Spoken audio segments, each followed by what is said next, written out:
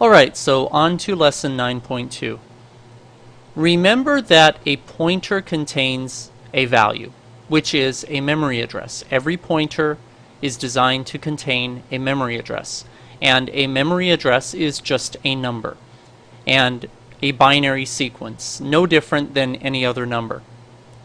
A pointer has no real meaning except for the memory address it contains and what is located at that memory address. So if our pointer contains the memory address of, let's just say, 8 in binary, then it has no meaning except for the memory address 8 and the data that resides at that memory address. So let's take a look again at our 16-byte RAM example.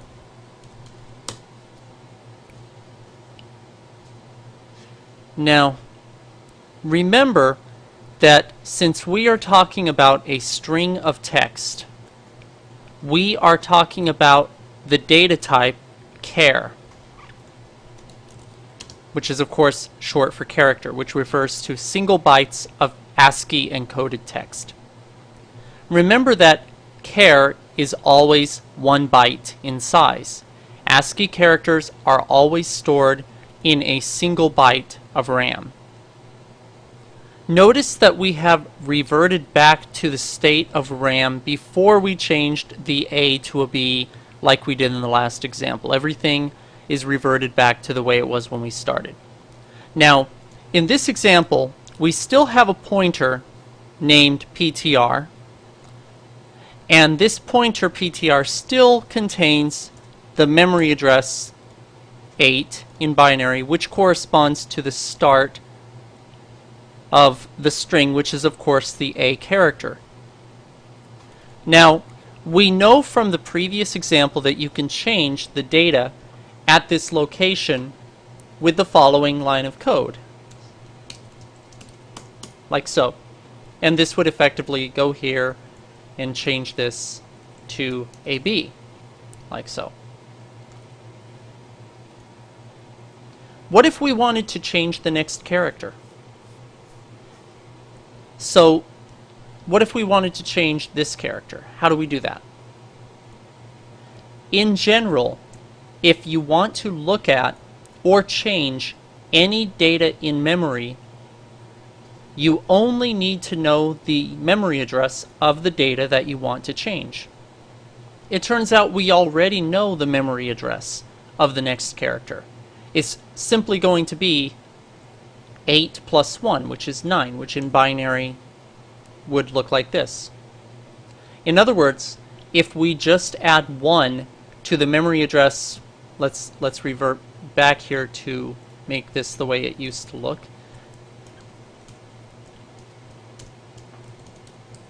Okay, here we are. This is the way we started. In other words, if we just add 1 to the memory address of the A character, we will have the memory address of the next character, which is in this case the B.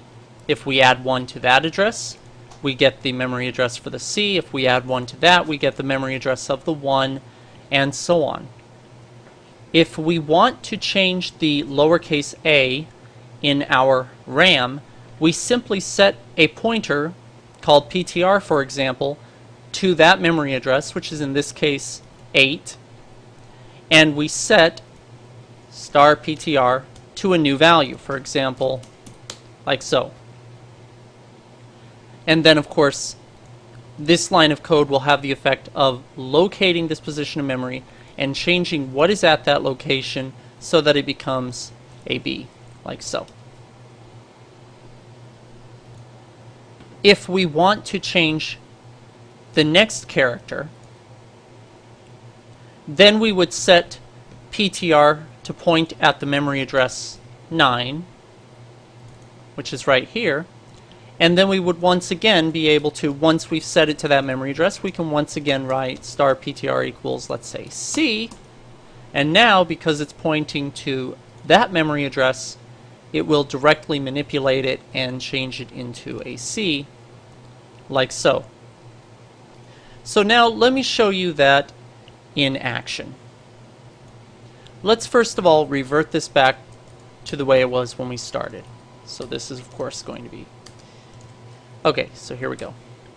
So again, we are imagining that this RAM exists just like this when we start our program, and that PTR starts out being set to the value of 8, which is where the string of text begins. So if I start by writing this line of code, then with this instruction I've changed the lowercase a to a capital A.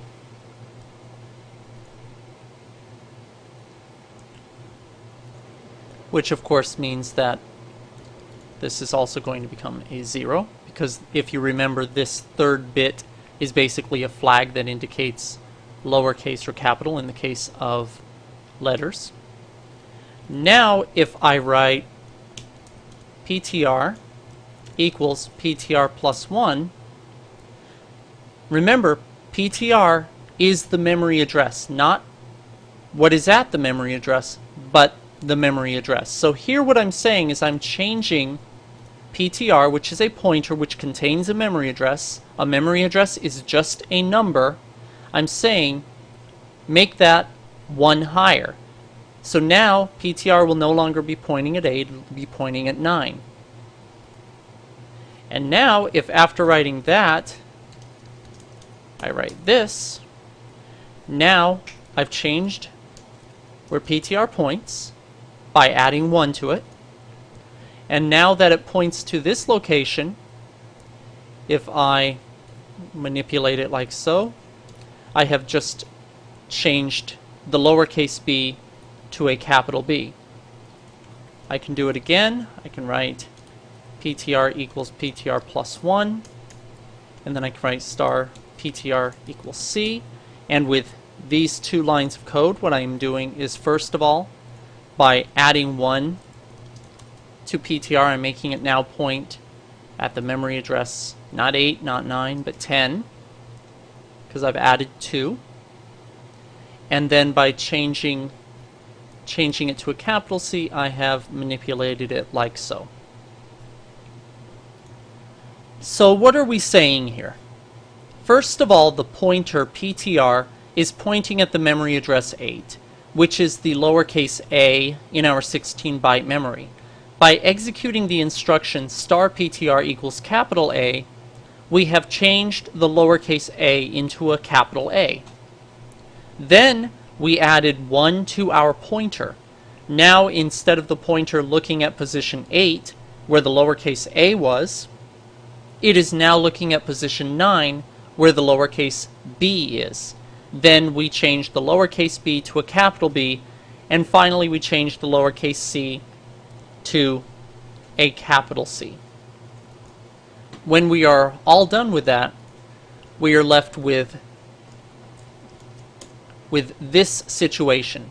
PTR contains the memory address that it last had. Notice that PTR is pointing where we left it, at the memory address 10, because we changed PTR, added 1 to it, and then changed PTR and added 1 to it again. Now in this example, we have changed the data that used to be lowercase ABC, and we have changed it so that it became capital ABC. Also, you have seen an important principle in action. It is often necessary when working with data to start at the beginning of the data, do some processing, and then continue through the rest of the data, each time incrementing your pointer so that it points to the next data we want to manipulate.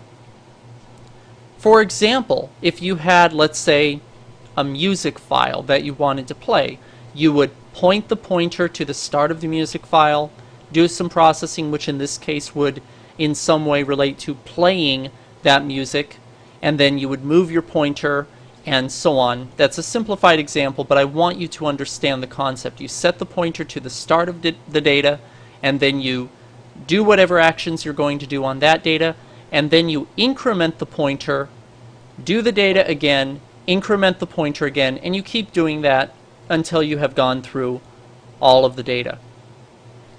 You've also learned an important fact concerning pointers. You can add a value to a pointer and cause it to point to a different location in memory. For example, we started at the memory address 8. Then we added 1 to the pointer, and now that pointer contained the memory address 9, and then 10, and so on. Whenever you change the memory address of a pointer, you are also changing what data the pointer sees. In other words, if a pointer called PTR contains the memory address 8, then star PTR would refer to what is at the memory address 8. If you change the value of that pointer and make it contain the memory address 10, then star PTR will now contain what is at the memory address for 10. If we change the pointer so that it points to a different memory address, then star pointer, or what is at that memory address, takes on a new meaning. Anytime you change the memory address contained in a pointer, then you are changing the meaning of what is at the address of that pointer. So just one more time, whenever you change the memory address of a pointer, you have changed what it is looking at. Therefore, the meaning of what is at that memory address will be different.